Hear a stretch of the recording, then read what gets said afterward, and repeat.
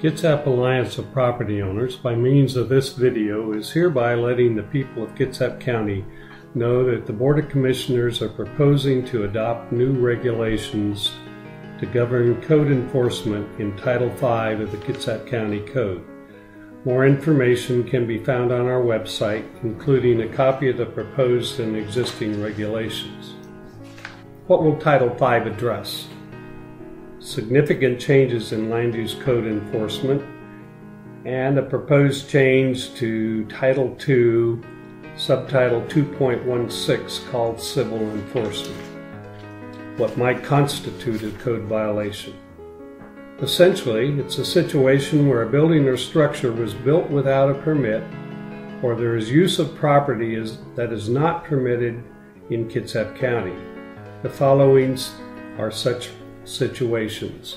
If a structure was built without a permit, for example, in 1975, or dirt was moved regardless of how much dirt, or vegetation was removed from a stream buffer. And note that all ditches and streams are considered streams and have habitat buffers. Does it matter when a building was built or a use activity occurred? Yes, it does. Here's some examples. If a building or structure was erected prior to 1975, there was no building code in effect at that time. And if dirt was removed prior to 1985, as long as the amount was no more than 500 cubic yards, no permit was required. A couple of exceptions in the building code and the Shoreline Master Program. What are the existing code enforcement procedures?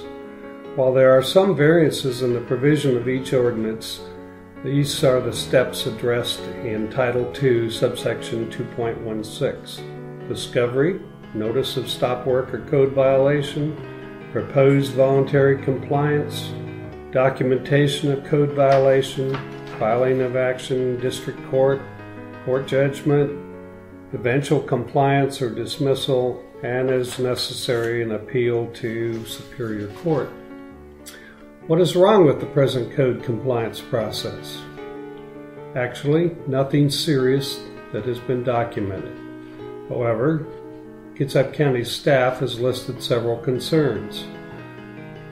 The county says some code violations are not discovered and therefore not addressed. However, the county has not provided evidence that harmful code violations are being missed by the current system. 2. The county says staff cannot always gain access to property to adequately document a code violation. This is not really true. If there's reasonable suspicion that a serious code violation exists, the county can get a search warrant. 3. Some people would rather pay fines and fix the problem. So now the county wants larger fines. 4. County says district court judges do not always understand land use issues. Read that to mean that they do not always side with the county staff. 5. County argues individual codes are inconsistent. These inconsistencies are generally minor. 6. Code enforcements are not necessarily mitigated by the fines imposed. So the county wants to raise taxes by making property owners pay more. So, are these real problems? Without substantiating data to document the magnitude of the problem or problems, there is no problem to be solved. What would be different if Title V were adopted as written? Here are a few of the new and bad provisions. It would be a change from civil law proceedings to administrative law. Under administrative law, you are guilty until you prove otherwise. 2. County staff would be able to come on your property without a warrant.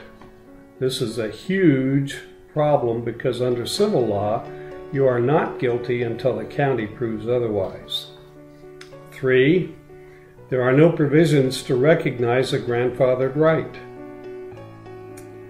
4. Would make the buyer of property responsible for curing a violation of code issue, not the previous property owner. 5. Anyone, regardless of expertise, who advises a person regarding a code compliance issue bears the guilt of the code violator. 6. Requires notice to title be placed on property to be transferred, and there are no provisions to take that off the title. 7. Sets up an implied bureaucracy to inspect and document code violations. And guess who pays the cost of these code compliance issues? The property owners. How committed is the county to the proposed Title V regulations? Answer, they're very committed. It's the Board of County Commissioners who instructed the Department of Community Development staff to prepare this current code compliance draft known as Title V. 2. In 2011, when the board was set to adopt these same kinds of regulations, which had even worse provisions, they sent them back to the drawing board because of the protests of Kitsap Alliance of Property Owners, the home builders, and the Association of Realtors. And now they're bringing this bad idea back. What can be done to fight these new regulations? Roll up your sleeves and become involved. Your rights are at stake. 2, you can vote for the candidates who oppose these kind of regulations, and remember, this is an election year. 3, you can involve your friends, family members, neighbors, and make your views known to the Board of Commissioners, preferably in large numbers.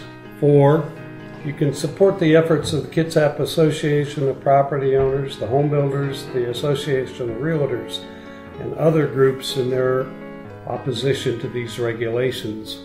And 5, you can call your county commissioner directly. How soon will the proposed Title V regulations be available for public review? We hope never, but the reality is it's as soon as the Department of Community Development has a draft ordinance they can take through the public hearing process. Our goal is to reinforce the fact that we don't want or need these regulations. Stay alert for the next advisory for when to jump in.